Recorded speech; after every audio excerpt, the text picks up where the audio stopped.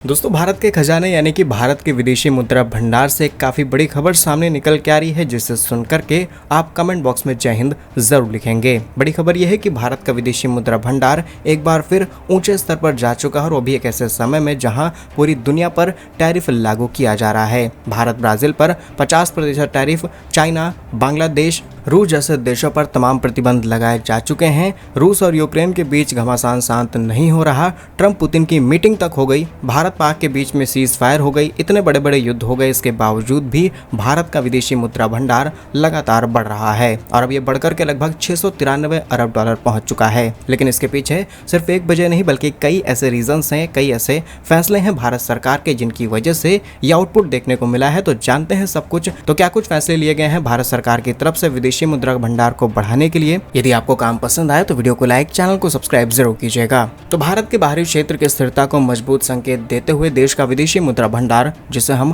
Forex reserve कहते हैं, जिसके जरिए भारत किसी भी देश से सामान खरीदता है, उसकी लगातार बढ़ोतरी देखने को मिल रही है। जहां पर भारत का विदेशी मुद्रा भंडार इस समय लगभग 4.74 अरब डॉलर बढ़कर के 693.62 अरब डॉलर पहुंच चुका है। यह आंकड़ा 8 अगस्त 2025 को है, जब वीक क्लोजिंग की गई, तब यह आंकड़ा सामने निकल के आया। ये आंकड़े खुद भारतीय रिजर्व बैंक यानी आरबीआई के द्वारा जारी किए गए आंकड़ों के अनुसार है और बताया गया कि स्वर्ण भंडार, राइट्स, आईएमएफ, इन सभी चीजों में बढ़ोतरी देखने को मिली है। अगर एक एक चीज की डिटेल निकाली जाए तो भारत के अंदर जो फॉरेन करेंसी है वो 2.37 बिलियन डॉलर की वृद्धि के साथ इस समय लगभग 583.98 अरब डॉलर पहुंच चुकी है। इसमें अमेरिकी डॉलर के साथ साथ यूरो, येन, पाउंड जैसे अन्य प्रमुख मुद्राओं को शामिल किया गया है और इसमें सबसे ज्यादा डॉलर है। और इस डॉलर पर निर्भरता कम करने के लिए ऑलरेडी काम शुरू हो चुका है 5 पावरफुल देशों की तरफ से। आगे चल के उसके बारे में बात करेंगे। उससे पहले बात करते हैं इसके दूसरे एसेट यानी कि स्वर्ण भंडार की, जिसमें 2.16 अरब डॉलर की वृद्धि हुई है और इस समय सोने के भंडार 86.16 बिलियन डॉलर के आसपास हैं, जो कि ग्लोबल गोल्ड प्राइस के ऊपर डिपेंडेंट करती हैं। लेकिन फिर भी भारत का गोल्ड भंडार बढ़ा है। इसके अलावा जो राइट्स रखे जाते हैं 169 मिलियन डॉलर के आसपास, इनके अंदर बढ़ोतरी देखने को मिली है और इस समय टोटल वैल्यू 18.74 बिलियन डॉलर के आसपास है। वहीं आईएमएफ की बात की जाए, इसमें भारत की पोजीशन होती है, उसके अंदर 45 मिलियन यूएस डॉलर की वृद्धि देखने को मिली और टोटल इस समय वैल्यू 4.73 बिलियन यूएस डॉलर के आसपास है। और अगर थोड़ी सी फ्लक्चुएशंस देखी जाए तो पिछले सप्ताह 1 से 7 अगस्त के बीच विदेशी मुद्रा भंडार में 9.32 बिलियन यूएस डॉलर की घटत देखने को मिली है, जब ये 68.87 अरब डॉलर पर आ गया था। और इस सप्ताह मजबूत उछाल के साथ ग्लोबल अनस्टेबिलिटी के बावजूद भी आरबीआई ने अच्छे डेटा रिलीज किया है और इस समय फिर भी हम अपने पीक को टच नहीं कर पाए हैं, क्योंकि जब सितंबर साल 2024 में भारत का विदेशी मुद्रा भंडार लगभग 700 अरब डॉलर के आंकड़े को पार कर चुका था और उस समय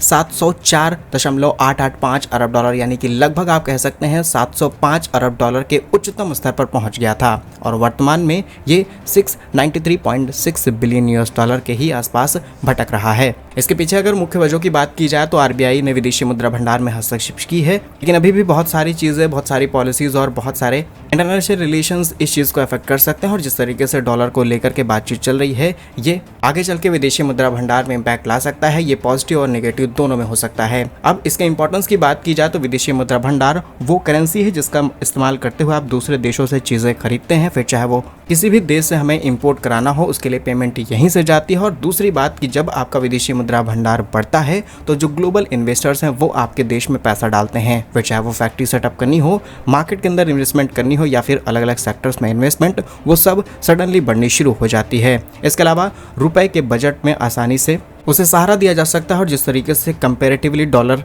के रुपए की वैल्यू डिग्रेड होती चली जा रही है, इसे अब करने में मदद मिलेगी और कच्चे तेल और जितनी भी आवश्यकता की चीज़ें हम इंपोर्ट कराते हैं इनके बिल को रिड्यूस करने में मदद मिलती है और जो पुराने कर्ज हैं दूसरे देशों पर उन्हें रिड्यूस करने में भी मदद मिलती है। इसलिए किसी भी देश का विदेशी मुद्रा भंडार बढ़ाना बहुत ज़रूरी है और इस पर बात करनी ज़रूरी है। हमने पूरी कोशिश की है कि आप तक सारे आंकड़े रखे जाएँ। यदि आपको काम पसंद आए, वीडियो को लाइक, चैनल को सब्सक्राइब जरूर कीजिएगा। पूरा वीडियो देखने के लिए धन्यवाद। जय हिंद।